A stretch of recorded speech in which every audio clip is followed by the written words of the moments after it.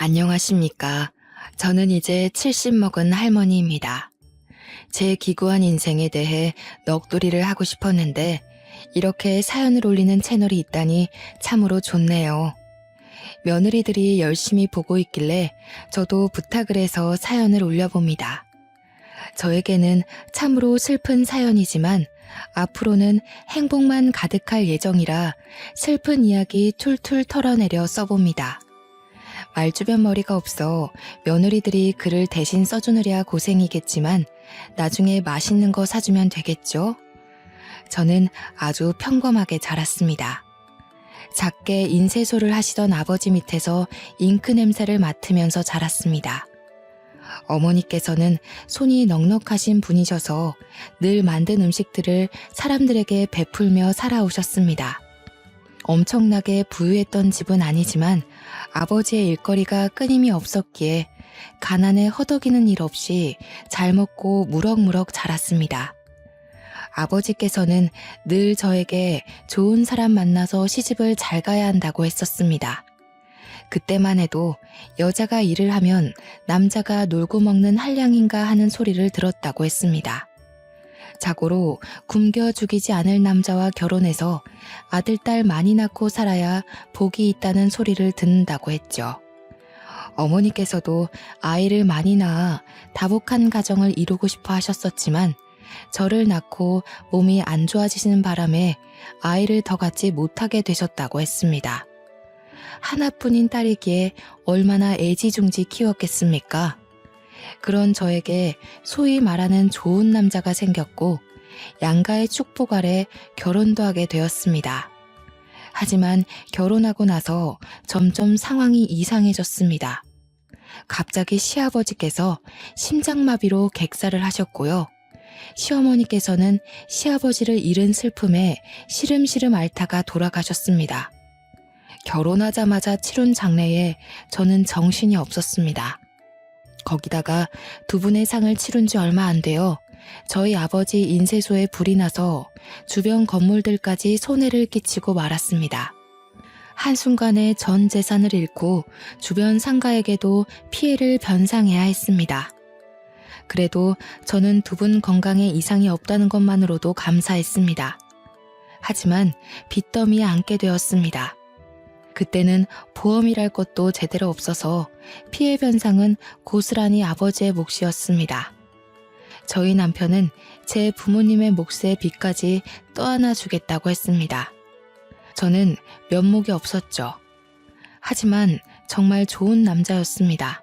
저에게 아무런 걱정하지 말라고 우리 마누라 고생은 절대 안 시킨다면서 본인 일을 늘리더라고요.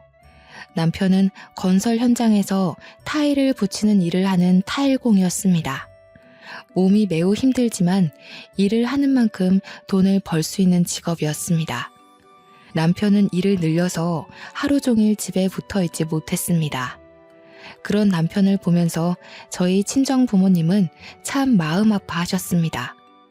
그러다가 어깨를 다친 남편이 잠시 일을 쉬게 되었어요. 목구멍에 풀칠이라도 해야 하는데 너무나도 걱정이 많았습니다. 제 걱정이 늘어나고 한숨이 늘어날 때마다 남편은 늘 미안해했습니다. 미안해 여보, 내가 다치지만 않았어도. 무슨 그런 서운한 소리를 해요. 당신이 이만큼만 다친 것도 너무 다행이에요. 저는 남편을 대신해서 일을 하기 위해 부업을 시작했습니다. 친정 부모님께서도 부업을 하는 저를 보고 같이 도와주시기 시작했어요. 그렇게 소일거리를 하며 한 푼 두 푼 모아 빚을 갚고 남편의 어깨도 회복되어 다시 일을 시작했습니다. 당시에 새로운 건축 양식이 유행하면서 화장실에만 붙이던 타일을 주방이나 거실에도 붙이기 시작했어요. 남편의 일거리는 늘었고 저희 가족은 다시 안정을 찾을 수 있었습니다. 저는 하던 부업을 놓치지 않고 열심히 가게의 보탬이 되기 위해 노력했습니다. 그러던 어느 날 친정 어머니께서 저에게 급히 전화를 하셔서는 혹시 임신했냐고 물어보시는 거예요. 저는 별다른 증상을 못 느끼고 있었는데 순간 생리가 늦어지고 있다는 것을 알았습니다. 그래서 왜 그러느냐 여쭈어 봤더니 글쎄 친정어머니 꿈에 황금거위가 날아와서 황금알 하나를 품에 쏙 안기고 사라졌다는 거예요. 내가 태몽을 꾼 게 확실하지? 아직 몰라요. 생리가 좀 늦어지긴 하는데. 어머 얘, 그럼 임신이 맞나 보다. 근데 내가 이게 태몽인지 아닌지 조금 헷갈렸던 부분이 있는데 꿈 끝이 별로 안 좋았어요? 아니 글쎄 내가 알을 잘 품고 가다가 돌부리에 넘어져서 알을 깨트렸지 뭐야. 근데 노른자가 2개나 있더라고. 터지긴 했지만 그래도 괜찮겠지? 저는 어차피 꿈이고 아직 임신한 것도 아닌데 너무 걱정하지 마시라고 전했습니다. 그날 저녁 약국에서 임신 테스트기를 사왔어요. 약사님께서 아침 첫 소변으로 하는 게 가장 정확하다고 하셔서 다음날 아침까지 기다렸습니다. 임신 테스트기에는 양성 반응이 떴어요. 제가 정말로 임신을 하고 만 것이었죠. 아이를 벌써 가지려는 계획은 없었지만 그 당시에 계획이라는 게 뭐가 있나요? 생기면 생기는 대로 낳는 것이 당시의 규칙이었죠. 그런데 이상하게도 먹는 거 없이 살이 많이 찌기 시작했어요. 입덧이 꽤 심한 편이었음에도 불구하고 다른 임산부들보다 배가 훨씬 불러왔습니다. 그 당시에는 조산원이라는 곳에서 애를 낳는 것이 대부분이었습니다. 돈이나 좀 있거나 아니면 고위험군 산모일 경우에나 병원에서 애를 낳았죠. 산파가 아이를 받는 전문 조사원에 다니고 있었으니 요즘 말하는 초음파니 뭐니 그런 검사는 없었습니다. 남편은 그냥 남들보다 아이가 큰가 보다 했지만 저는 뭔가 불안했어요. 고작 임신 4개월일 뿐인데 다른 임산부들 7개월쯤 되는 배를 가지고 있었거든요. 저는 남편이 일이 바빠 혼자 병원으로 향하고 있었습니다. 평소와 다를 거 없이 버스 정류장에서 버스가 언제 오나 목 빠지게 기다리고 있는데 뒤에서 누군가가 저를 불렀습니다. 뒤를 돌아봤는데 아무도 없었어요. 영 꺼림칙해서 앞을 보려는데 다시금 소리가 들려왔습니다. 저 멀리서 웬 할머니 한 분이 색동 저고리를 입고 저에게 손짓을 하고 있었어요. 저는 덜컥 겁이 났습니다. 너무나도 선명하게 보이는 색동 저고리에 제가 귀신을 보고 있나 싶었거든요. 제가 쭈뼛쭈뼛하면서 무시하려고 하자 할머니는 제게 큰 소리를 내면서 말했습니다. 당장 이리 오래도. 저는 제 귀를 쩌렁쩌렁하게 울리는 호통에 놀라서 뭔가를 홀린 듯 할머니 앞으로 다가갔어요. 할머니는 길에서 돗자리를 펴놓고 사주 같은 걸 봐주시는지 작은 나무상에 한자로 된 책을 3권 정도 올려두셨더라고요. 저는 임신한 몸이라 솔직히 뭔가 내키지 않았습니다. 호자, 이름이 뭐고? 제 이름이 왜요? 우리 할망은 그렇게 말대꾸하는 거 안 좋아한다. 이름이 뭐고? 윤순애입니다. 아이고, 이름 획수가 잘못된 게 틀림없네. 진실한 순자 쓰나. 제 이름은 참으로 진실로 할 때 순자를 쓰고 있었습니다. 한자를 말하지도 않았는데 덜컥 맞추는 할머니에 소스라치게 놀랐습니다. 우리 할망이 그러는데 이름에 삼수변 삼액자가 붙어야 하는데 기구한 운명의 획이 하나 추가되어 죽을 사가 붙었다고 하시는구만. 진실로 순자가 아니라 따라 죽을 순이 붙었어. 저는 너무나도 기분이 나빴습니다. 제 아이가 뱃속에 떡하니 자리를 잡고 있는데 그런 불길한 소리를 하니 얼마나 불안하고 불쾌했겠습니까? 자리를 박차고 일어나려고 하는데 할머니께서 제 손을 꽉 붙들어 매셨어요. 그 힘이 얼마나 강하던지 제가 감히 이길 수 없는 정도였습니다. 갑자기 눈알을 확 뒤집었다가 푸시더니 제 눈을 똑바로 쳐다보고 제 배를 뚫어져라 보셨습니다. 그러더니 쌀알을 몇 개 휙 던지시고는 중얼중얼 하시는 겁니다. 저는 너무 소름 끼치고 무서워서 도망가고 싶었는데 2 다리가 묶인 것 마냥 그 자리에서 일어날 수가 없었습니다. 너무 끈끈하게 묶여 있어서 내가 그 끈을 함부로 풀어낼 수가 없네. 자네 아이 둘 다 살리고 싶으면 한 아이를 포기해야 해. 아이 둘 다 살리고 싶으면? 그게 무슨 소리래요? 뱃속의 아이 말이야. 쌍둥이를 가졌잖아. 저는 그제서야 제 배가 왜 남들보다 큰지 이해가 갔습니다. 병원에 가서 정확하게 검사한 것은 아니지만 어머니의 태몽에서 쌍란이 나온 것도 그렇고 지금 할머니께서 쌍둥이라고 하는 것도 그렇고 말이죠. 저는 뭔가 깨달음을 얻은 듯한 얼굴을 했지만 그럼에도 불구하고 의문이 남았습니다. 제가 쌍둥이를 가졌을 수도 있지만 둘 다 살리고 싶으면 한 아이를 포기하라는 게 무슨 소리세요? 우리 할망이 자세하게 말해주면 운명이 바뀐다고 했는데 자네 인생이 기구해서 내가 조금 더 풀어주지. 뱃속의 쌍둥이 명이 짧아 따라 죽을 운명이란 말이다 이거야. 저는 점점 듣는 게 거북해졌습니다. 아직 태어나지도 않은 아이들에게 저주를 퍼부어도 너무 심하게 붙는 것 같았습니다. 할망인지 뭔지가 귀신인지 신인지 모르겠지만 우리 아이에게 저주를 붓는 것만 같았어요. 애 둘 다 낳을 생각 말고 하나만 낳아. 하나를 일찌감치 지우면 그 수명이 다른 쌍둥이에게 붙어서 오래오래 살 거요. 아니, 무슨 그런 저주를 퍼부으세요? 저주라니. 내 말을 들어야 다들 오래 살 수 있어. 그 아들이 따라 죽을 업보를 타고 태어나는 거니까. 내 말 들어. 할머니 너무해요. 태어나지도 않은 아이들한테. 내가 뭘 했어. 저 업보를 타고난 인간들은 내 말을 듣지 않는데도.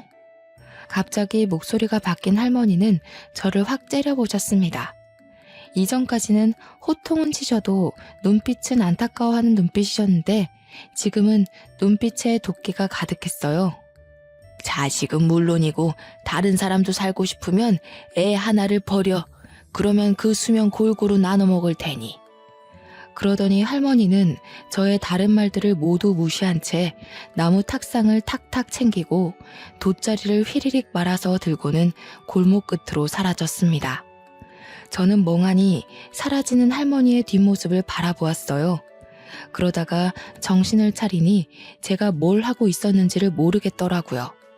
홀렸다는 말의 뜻을 정확하게 알 수 있는 순간이었습니다. 저는 원래의 목적대로 산부인과에 가기 위해서 버스에 올라탔습니다. 버스를 타고 병원으로 가는 내내 속이 울렁울렁 거리더라고요. 가까스로 정신을 부여잡고 병원에 도착해서 검사를 마치니 정말로 쌍둥이가 뱃속에 있다지 뭐예요. 참말로 신기한 경험이 아닐 수 없습니다. 친정엄마가 꾸신 꿈도 그렇고 점쟁이로 보여지는 할머니도 그렇고 모두들 저에게 쌍둥이에 관련된 이야기를 해주셨으니까요. 그런데 쌍둥이인 걸 알자마자 제 마음속에 불안의 촛불이 탁 켜졌습니다. 쌍둥이 명이 짧아 따라 죽을 운명이란 말이다. 저는 서둘러 동네로 왔습니다. 그리고는 점쟁이 할머니가 있었던 그 자리로 달려갔어요. 하지만 할머니의 흔적은 그 어디에도 없었습니다. 저는 지푸라기라도 잡는 심정으로 할머니를 아는 사람들을 찾기 시작했어요. 근처 상인들이라면 충분히 알고도 남았을 것이라고 생각했습니다. 저기요, 과일 가게 아주머니. 여기서 앉아서 점을 보시던 색동옷 입은 할머니 못 보셨어요? 어머 세댁, 무슨 꿈이라도 꿨어? 이 근처에는 그런 점쟁이 할멈 없어. 내가 여기서 장사를 10년 넘게 했는데 그런 할머니는 못 봤는걸? 아까 한 2시간 전만 해도 있었는데 참말로 못 보셨어요? 색동옷을 입었으면 눈에 딱 띄었을 텐데 난 못 봤어. 여기서 색동옷 입고 앉아 있었다가는 미친 사람으로 오해받기 딱 쉽지. 나도 그런 할머니는 본 적이 있는데 새댁이 잘못 본 거 아니야? 저짝 골목 끝으로 가면 무당집이 하나 있긴 한디. 근데 뱃속에 애도 있으면서 귀신이라도 붙어오면 어떡해? 저는 마지막 상인분의 말씀을 기억해두고 골목 끝에 있는 무당집을 찾아갔습니다. 임신해서 부른 배를 하고 들어가기 좀 무서웠지만 금방 점쟁이가 버선발로 나와 저를 맞이해 주었습니다. 하지만 제가 낮에 봤던 할머니가 아니었어요. 저는 점을 보지 않겠다고 하고는 다시 나왔습니다. 그 이후로도 며칠을 버스 정류장 앞에서 할머니가 앉아있던 곳을 바라보며 기다렸지만 그 할머니는 영영 나타나지 않았습니다. 정말 소름이 쫙 돋았어요. 그 할머니는 도대체 어디서 나타나 저에게 말을 걸고 사라진 걸까요? 뱃속에 제 아이가 쌍둥이라는 것은 어떻게 알았을까요? 저는 좋은 것만 생각하기로 결심했습니다. 나쁜 기억들은 모두 지우기로 했어요. 그저 제가 아이들을 더욱 잘 살피고 위험하지 않게만 키우면 될 것이라고 생각했습니다. 시간이 흐르고 흘러 조산원에서 저는 쌍둥이를 낳았습니다.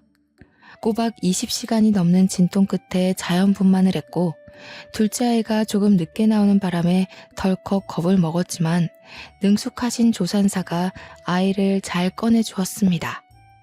둘 다 일란성 쌍둥이로 아들이었는데 너무너무 예쁘고 귀여웠습니다. 남편은 타일 일로 바쁜 와중에도 아이들을 보느랴 시간 가는 줄 몰랐습니다. 더군다나 제가 난산이었기 때문에 제 몸까지 살펴주느라 정말 고생이 많았어요. 처음 출산이다 보니 모르는 게 너무나도 많았습니다. 우리 아이가 왜 우는지 이유조차 모르면서 그저 끌어안고 달래기 바빴습니다. 친정 어머니께서 도와주지 않으셨다면 정말 하루가 어떻게 흘러가는지도 모르는 채 살았을 거예요. 가끔은 너무 울어대는 쌍둥이들 탓에 정신이 나갈 것 같았지만 그럼에도 내 새끼라 그런지 정말 예뻤습니다. 잘 때는 또 얼마나 천사 같던지요. 아이를 키우며 정신없이 살았습니다. 너무 정신이 없어서 저희 친정아버지께서 암에 걸렸다는 사실도 모를 정도로 말이죠. 저희 쌍둥이가 돌이 채 되기도 전에 친정아버지는 암이 급격하게 번져서 돌아가시고 말았습니다. 수술이건 항암이건 손을 쓸 사이도 없이 그렇게 갑자기 말이에요. 아버지는 우리 아이들이 밥을 얼마나 잘 먹는지, 걸음마를 언제 뗐는지 엄마 아빠 하고 부르는 것도 모른 채 돌아가셨습니다. 저희 친정 어머니께서는 결국 외로움을 견디지 못하시고 저희와 합가를 하게 되었습니다. 합가를 하는 동안 아이들을 얼마나 극진히 보살펴 주셨는지 몰라요. 하지만 아이들의 웃음소리가 끊이지 않고 들려도 마음 한구석에 깊이 자리 잡은 외로움은 어떻게 채울 수가 없었습니다. 아이들이 커가는 속도가 참 빠르잖아요. 저희 어머니의 늙는 속도도 참 빨랐습니다. 어느 날부턴가 멍하니 창밖을 보면서 제게 말씀하셨어요. 나는 섬에 가서 살고 싶었어. 바다도 보고 산도 보면서 공기 맑은 곳에서 네 아버지와 그렇게 늙어가고 싶었지. 매일 아침마다 저에게 똑같은 소리를 반복하셨어요. 저는 그것이 아버지를 그리워하는 마음인 줄 알았는데 아니었습니다.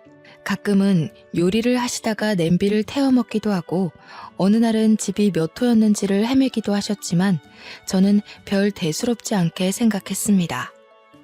그러다가 아이들이 어린이집에 갈 나이가 되었고 남편은 타일 시공을 직접 하지는 않지만 현장에 계속 나가 있느라 바쁜 와중이었죠. 저는 친구들과 약속이 있어 어머니께 아이들을 하원시켜달라 말씀을 드렸습니다. 어머니는 4시까지 꼭 데리러 가겠다고 하셨지만 저는 친구들을 만나다가 어린이집에서 전화가 걸려와 황급히 집으로 가야 했어요. 어머니, 쌍둥이들 하원 시간이 넘었는데도 안 오셔서요. 그때는 이미 저녁 6시를 넘긴 시간이었습니다. 저는 놀래서 어린이집으로 달려갔고 아이들을 하원시켰습니다. 어머니께 무슨 일이 일어난 건가 싶어서 전화를 걸어보았지만 받지 않으셨어요. 놀란 마음을 부여잡고 집으로 가니 어머니께서 또 멍하니 창밖을 바라보고 계셨습니다. 엄마, 왔니? 그 아이들은 누구니? 저는 소스라치게 놀랐습니다. 어머니는 치매가 오신 거였어요. 그동안 수많은 증상이 있었음에도 불구하고 저는 제가 사는 게 바빠서 그걸 알아차리지 못한 것이었어요. 부랴부랴 어머니를 모시고 병원에 갔더니 이미 치매 증상이 꽤 오랜 시간 있었으며 진행이 된 터라 약으로 조절하기 힘들다고 했습니다. 저는 한동안 눈물로 밤을 지새워야 했습니다. 결국 어머니는 중증 치매 환자라는 검사 결과를 받게 되었고 아이들과 함께 살면서 위험한 일이 반복되어 결국 요양원으로 모시게 되었습니다. 어린이가 되어버린 어머니께서는 요양원에 들어가지 않겠다고 난리를 치셨지만 어쩔 수 없었습니다. 그런데 요양원에 들어가 외로움에 시름시름 앓던 어머니께서는 6개월 만에 자다가 돌아가셨습니다. 저는 너무 놀라서 요양원에 찾아가 혹시 제대로 잘 보살피지 않은 건 아닌지 확인해 보았지만 병원에서도 자연사로 결론 짓더라고요. 그때가 겨우 우리 아들들이 5살일 때였습니다. 저는 결혼부터 지금까지 시부모님, 친정부모님 4분을 모두 보내드려야만 했습니다.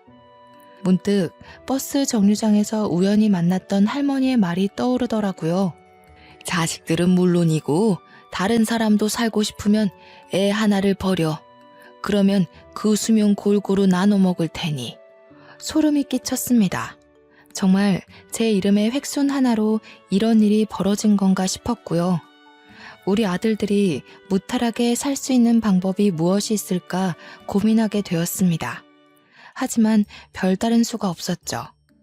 병이 있는 것도 아니고 누군가가 우리 아이들을 위협하는 것도 아니었습니다. 남편은 매일같이 고민하는 저의 손을 꼭 잡아주며 말했습니다. 당신이 그 할머니에게 무슨 말을 들었던 너무 걱정하지 마. 아직 아무런 일도 일어나지 않았고 사실 우리 부모님이건 장인어른 장모님이건 하늘나라에서 부른 것일 수도 있는데 당신이 너무 그 할머니 말에 신경 쓰고 있는 건 아닐까 싶어. 나도 지워버리려고 노력 중인데 그게 잘 안 되네요. 우리 아이들 우리 손으로 지켜내면 되지. 우리가 더 보살피고 더 아껴주면 위험한 일 없을 거야. 남편은 저를 꼭 안아주며 말해주었습니다. 저는 불안함을 조금 내려놓기로 했어요. 그 뒤로 우리 아들들이 초등학교에 입학해서 체육대회를 할 때도 위험한 일이 생기지 않도록 담임 선생님께 신신당부를 했고요. 학교에서 친구들과 싸움이 나면 불이 나게 달려갔습니다.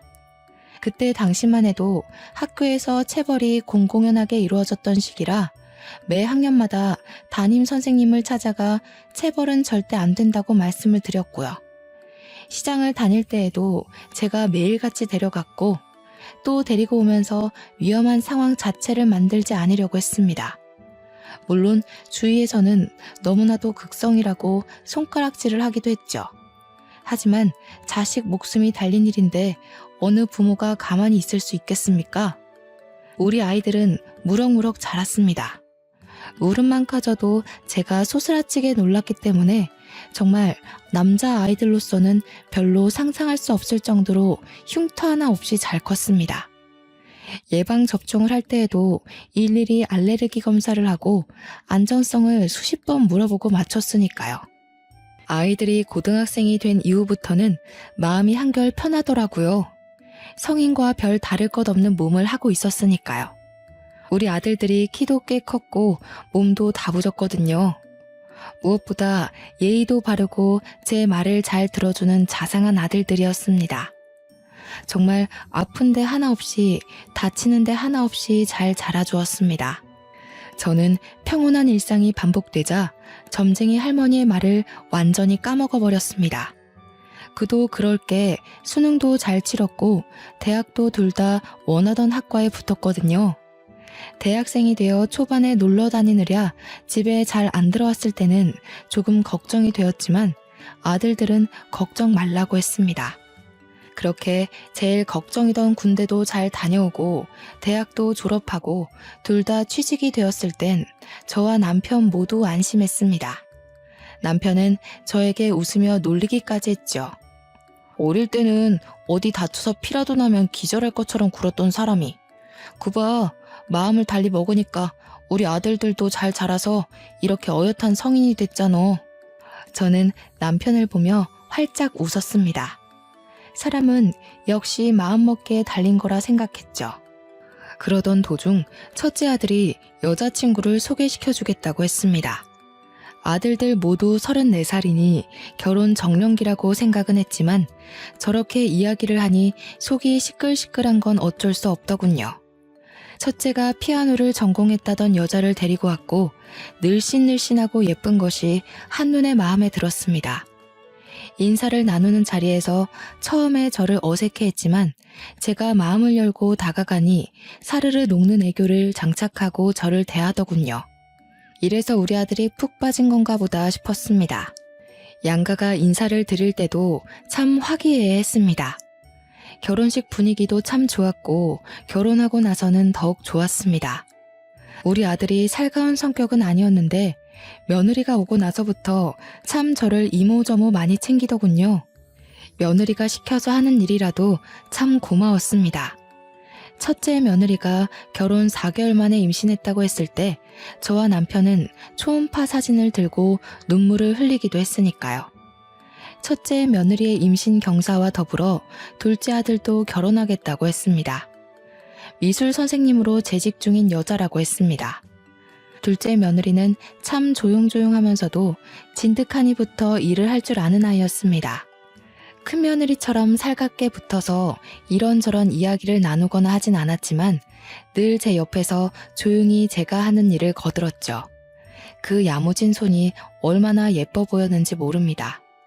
첫째 며느리는 출산 후에도 피아노를 계속했고 연주회에 우리 가족 모두를 초대하기도 했습니다. 강렬한 드레스를 입고 피아노를 연주하는 큰 며느리는 참 다른 사람 같아 보였습니다. 정말 멋있고 대단하더라고요.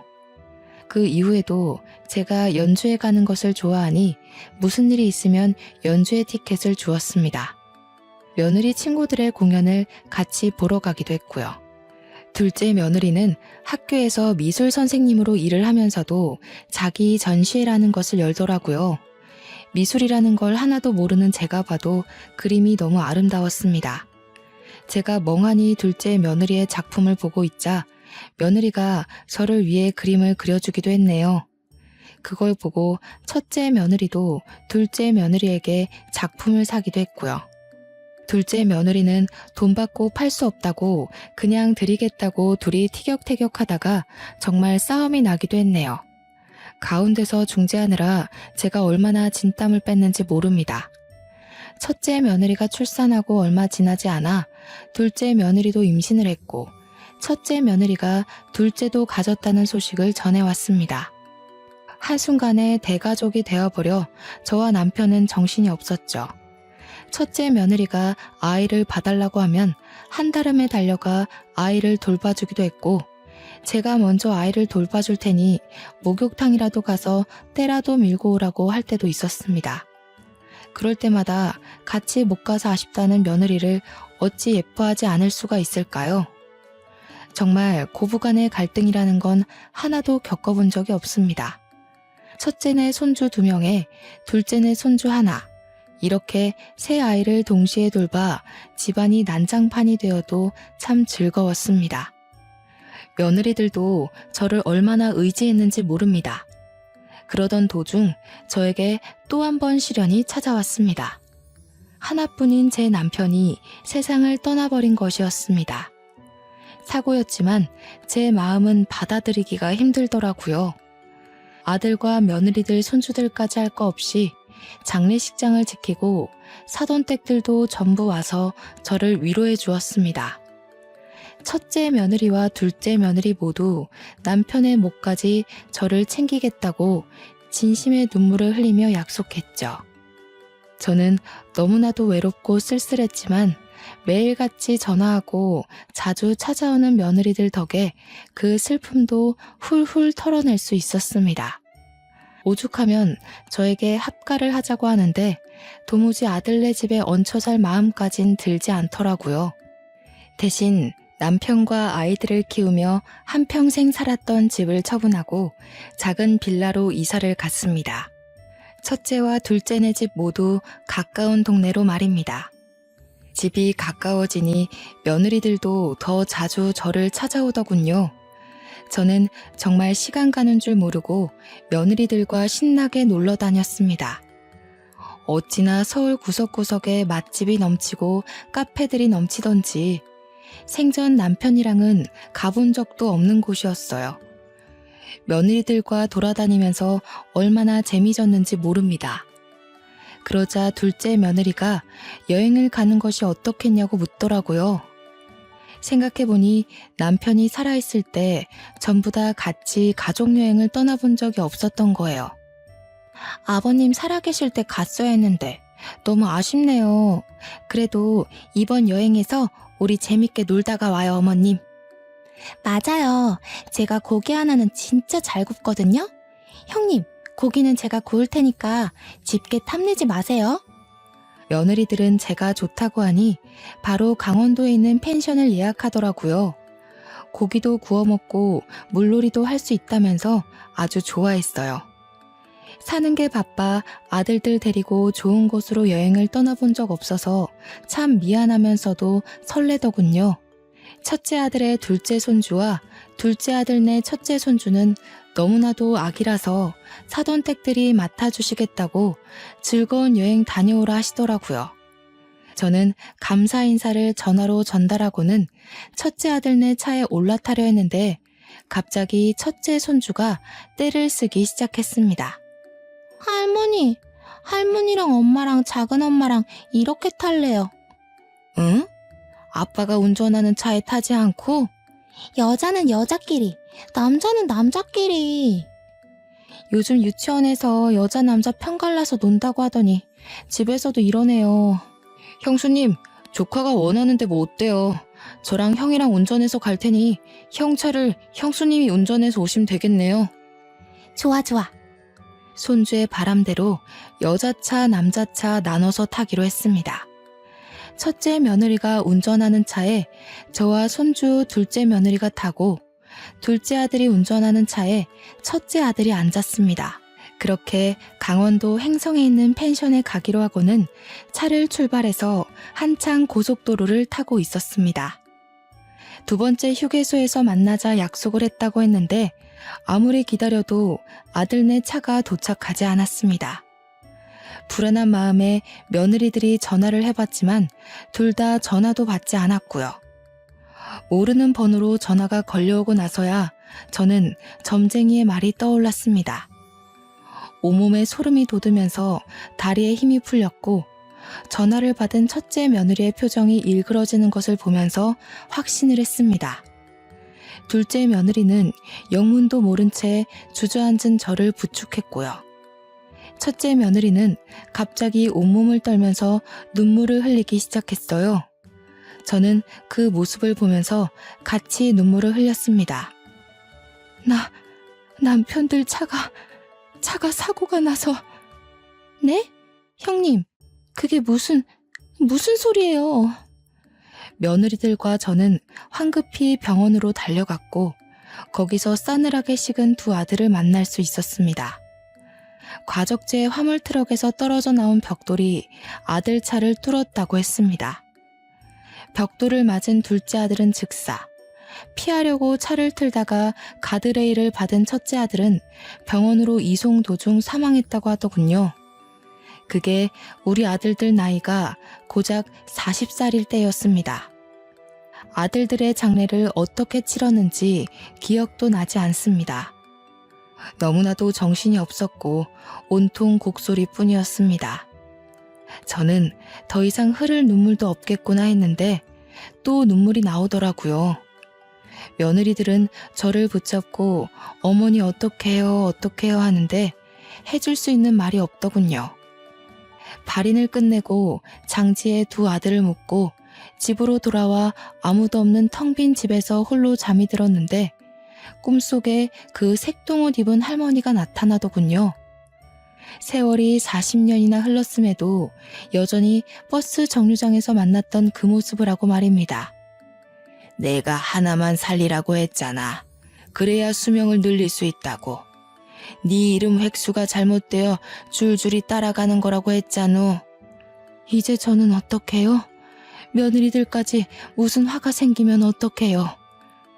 네 핏줄의 인연이 모두 끝이 났으니 더 이상 따라가는 사람이 없을 게야. 그 말을 뒤로 한 채 할머니는 사라졌고 저는 꿈에서 깼습니다. 제게 나타나서 더 이상 따라가는 사람이 없을 거라 했지만 저는 불안했어요. 저는 빌라를 매매로 내놓았습니다. 자리가 좋고 신축이라 그런지 금방 좋은 값을 받고 팔 수 있었습니다. 남편과 살았던 집을 팔고 남았던 돈과 빌라 매매값을 합치니 수중에 4억 정도 생기더라고요. 저는 며느리들을 불렀습니다. 그리고 각각 2억씩 나눠주었죠. 며느리들은 절대 받지 못한다며 한사코 거절했지만 제가 큰 소리를 내니 마지못해 받았습니다. 나는 이제 바다도 보고 산도 볼 수 있는 섬으로 떠날게야. 우리 어머니의 소원이셨지. 이제 나는 신경 쓰지 말고 우리 며느리들 각자의 삶을 찾아가도록 해. 아직 나이도 젊은데 새 출발해야지. 며느리들은 저를 붙잡고 엉엉 울었습니다. 절대 못 보낸다고 평생 같이 살자고 하는 걸 매몰차게 밀어내고는 무작정 제주도로 떠났습니다. 그리고는 무작정 수녀원에 들어가 저를 받아달라고 했죠. 큰 수녀님께서는 제 사정을 묻지도 않으시고 저를 받아주셨습니다. 매일같이 기도를 드리며 스스로 감옥 생활을 자처했습니다. 그런 제가 참 안쓰러웠는지 어린 수녀들이고 큰 수녀님이고 할 것 없이 매일같이 저를 불러다가 맛있는 걸 먹여주시고 좋은 경치를 구경시켜 주었습니다. 그럼에도 불구하고 저는 두 아들들을 먼저 보냈다는 죄책감을 이겨내기 힘들었어요. 그렇게 1년을 넘는 시간 동안 열심히 수련을 하고 기도를 하니 마음 한구석이 한결 편해지더군요.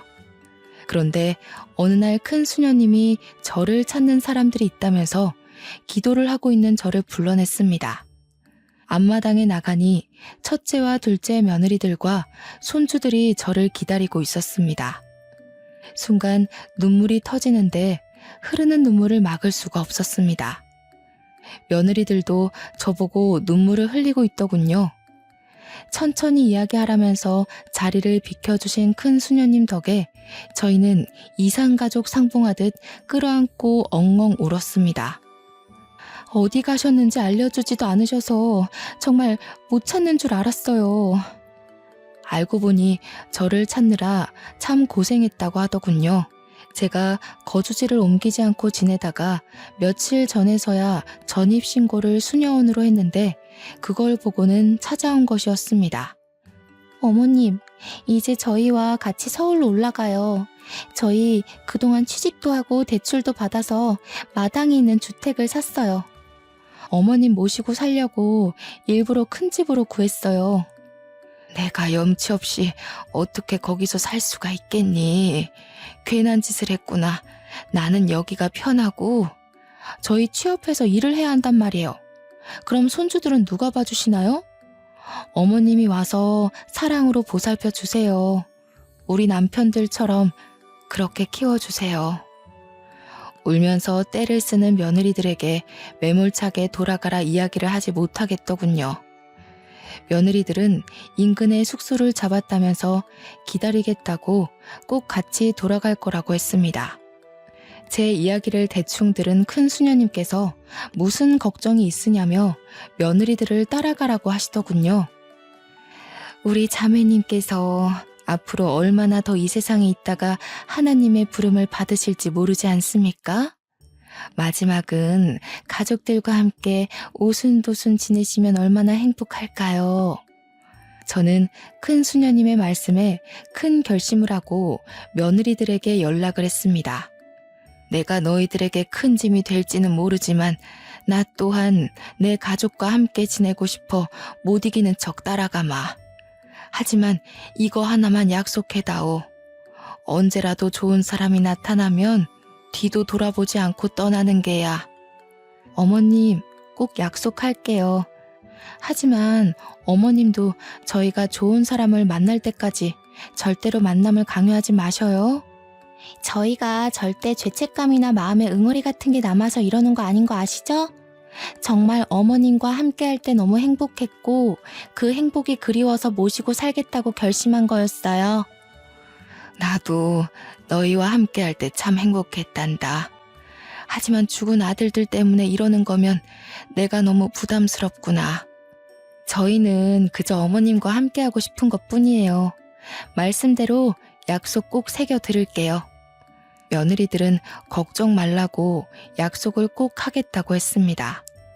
저는 며느리들이 구해놨다는 서울에 마당이 딸린 주택으로 이사를 했고 지금은 손주들을 돌보면서 행복하게 지내고 있습니다. 우리 며느리들에게 좋은 사람을 언제든지 찾아가라 했지만 약속만 해놓고 지키지도 않네요. 벌써 같이 산 지 5년이라는 세월이 흘렀는데 손주들 쑥쑥 크는 맛에 참 재미지게 삽니다. 큰 며느리, 둘째 며느리, 손주 3명과 복작복작 사니 참 외로움을 느낄 시간도 없습니다. 사돈댁들도 여전히 저와 잘 지내고 있습니다. 저를 원망할 법도 한데 저를 참 많이 신경 써주십니다. 얼마 전 둘째 며느리네 바깥사돈이 돌아가시는 일이 있었습니다. 온 가족이 똘똘 뭉쳐 힘겹게 이겨내기로 약속했죠. 둘째 며느리네 안사돈도 우리들의 집으로 모시고 오기로 약속했습니다. 이렇게 온 가족이 하나 되어 살 수 있다니 얼마나 기쁜 일입니까? 앞으로도 영원히 우리 가족은 하나 되어 행복하게 살 겁니다. 나쁜 일은 다 잊어버리고 더 이상 보이지 않는 무언가에 휘둘리지 않으면서 말이죠. 저희 가족의 화창한 봄날을 모두 응원해 주세요. 감사합니다.